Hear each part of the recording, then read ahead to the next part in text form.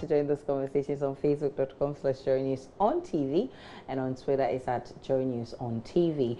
Now, government is accusing the minority in Parliament of deliberately cooking up stories to make it unpopular. This follows the latest press conference held by the NDC minority in Parliament, accusing government of breaching the procurement laws by awarding a contract to a private company, Magdan Shipping. But Deputy Information Minister Kojo Ponkroma says the allegations are unsubstantiated. And I ask, do you think the minority is unnecessarily politicizing issues, or you feel they have a genuine concern?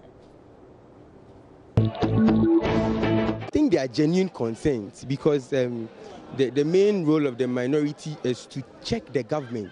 So if you go the wrong way, they are to put you on track. So if they come out with their problems and grievances and a whole lot, even some time ago I was in the house when we were talking about this special prosecutor thing being not legal and all that it had to be documented at in the Gazette and all that. These are things which are supposed to be known by the majority. The minority are required by law to make criticisms of the government.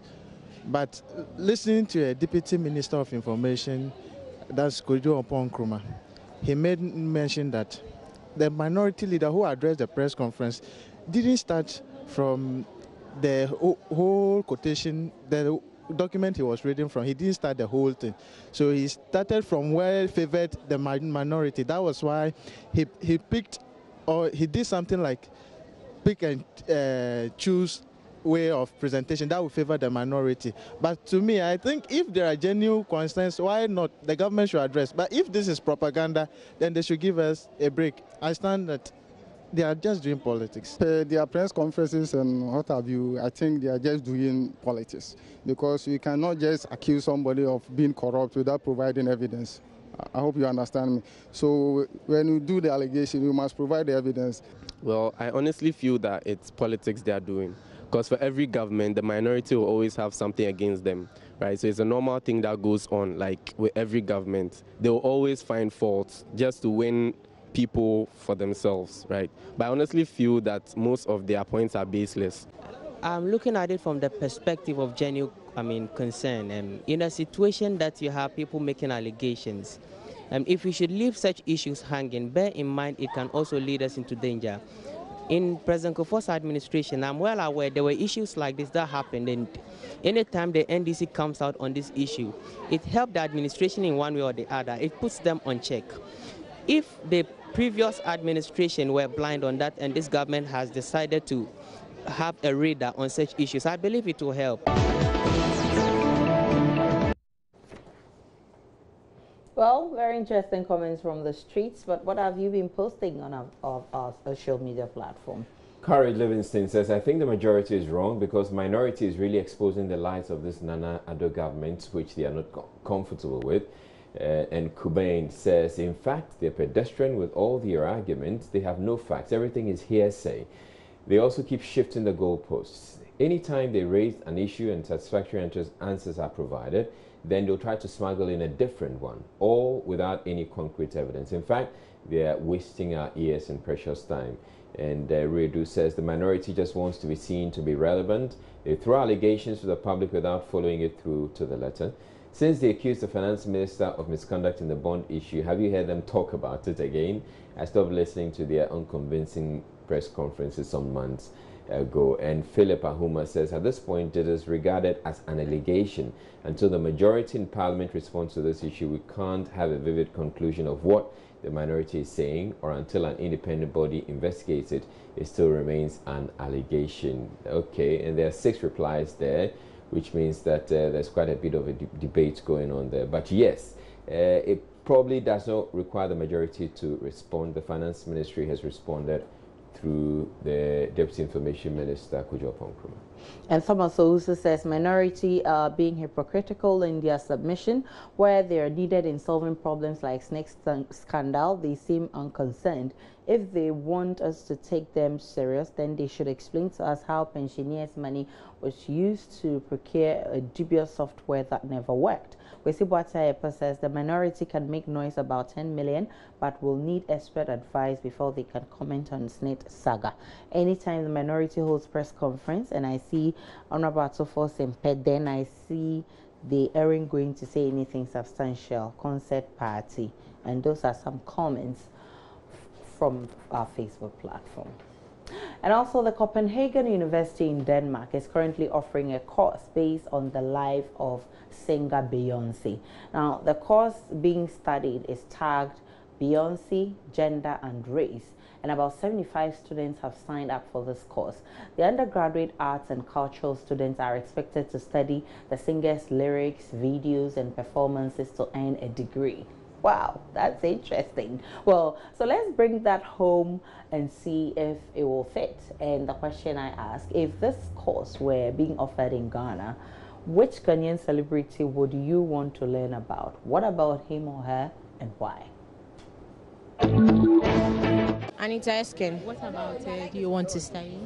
She's very fluent. She's good at what she does. And I think she's a versatile person. I like the way she speaks the language and the English all together. If one person can learn all these things, then I'll have to study about her. Nana Banamwa. I think she challenges herself and she challenges life as well. And reading and getting to know about her, like a single mother, is not really easy. We come from different backgrounds, different places, and you're faced with challenges every day.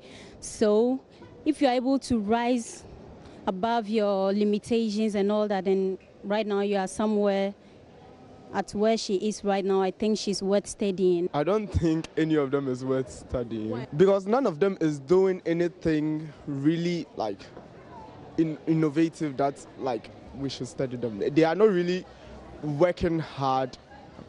So I don't think any. I think they should work really harder and get to the international like standard. Osei Kwame Despise is one of the people who have contributed immensely to the development and the creation of jobs in Ghana. And so studying about him and then studying about the work he's done will give the youth more opportunity and the morale to work hard to achieve everything, regardless of having a certificate or not. They should just work hard and then they will get whatever they want in life. I would love to study Belamundi. Why Bella? Because of how she talks, how she's bold, and the way she presents news and stuff. Thinking about it, I don't think there's someone I would want to study about. Not yet. But personally, for now, I'm a big fan of Manifest. So maybe in the years to come, maybe we can study his works, because I love arts, I love poetry. And I think he's doing well in that line. But apart from him, I'm not too sure about anyone else.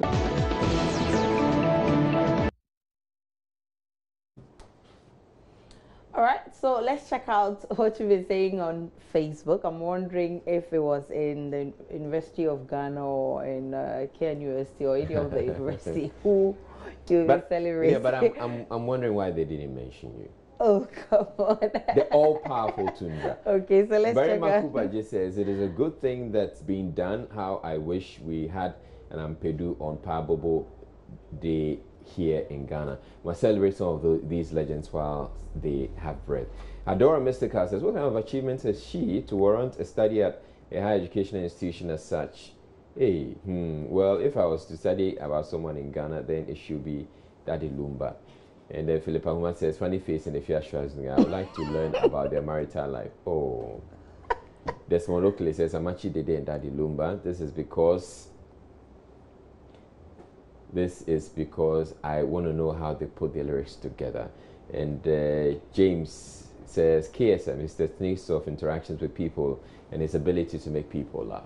And Samuel Tsuga Valentino Ankapon says, what BSc in Atamils at NDC College of Accountability.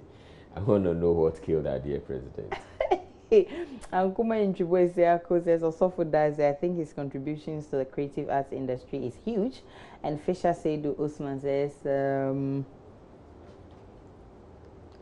madness, even improvising is not studied. And Michael Asari says, Sack, I would like to find out where he draws his inspiration for his rap.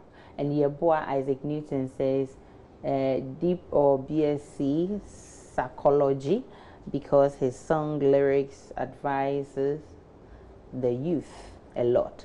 And Mohammed Idris says, Jocelyn Duma, I like her as a person and I would like to know her more. And Avonyo says the end has. Oh, okay. I don't understand what you're trying to say. And Dashing Yao says interesting. Kwame Nkrumah says we know they study then study celebrities. Okay, Nat says I prefer Ebony. You know that I give it to. What's he talking about? I don't know. And by Jeremiah says, Charlie Becker, everything she does in her career has some positive impact on the society. And Anaya says, Daddy Lumba or Nana Kwame and Pedu, they are legends. Those are some interesting comments.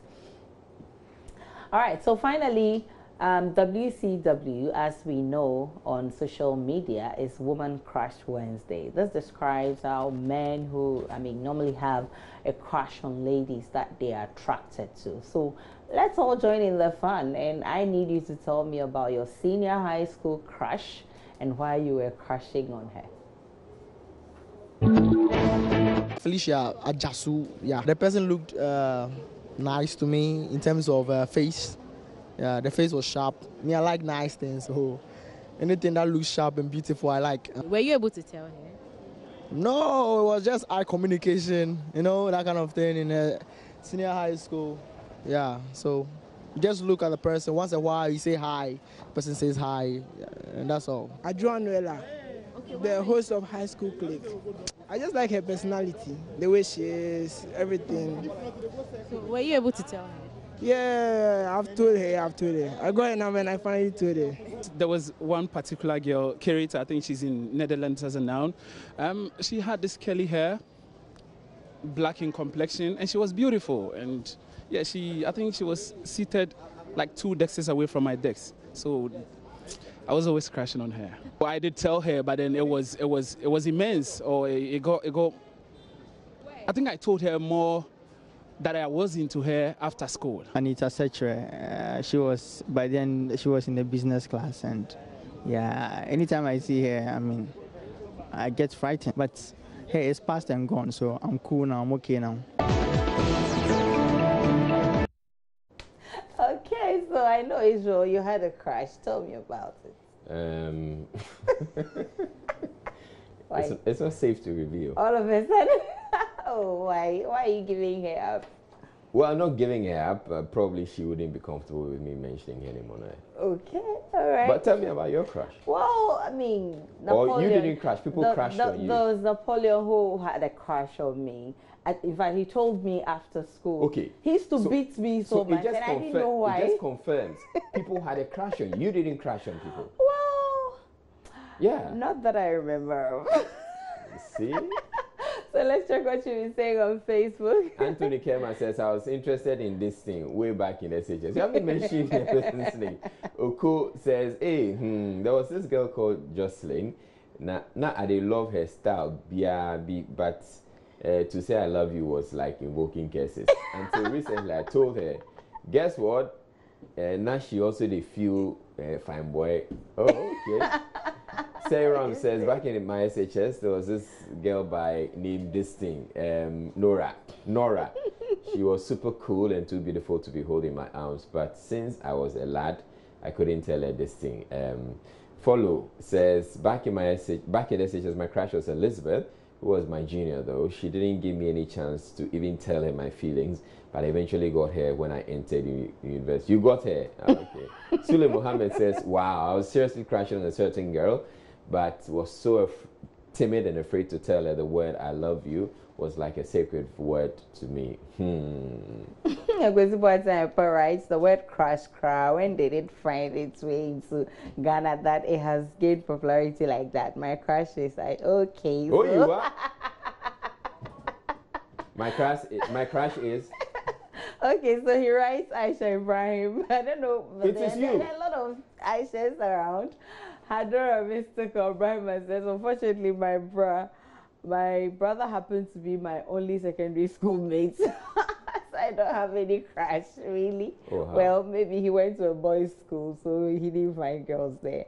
That's a fair dude. I was always crushing on this girl from a different school, but she always told me, I'm not her type. I'm not her type, Aisha. The way it pains me now, I still remember since then.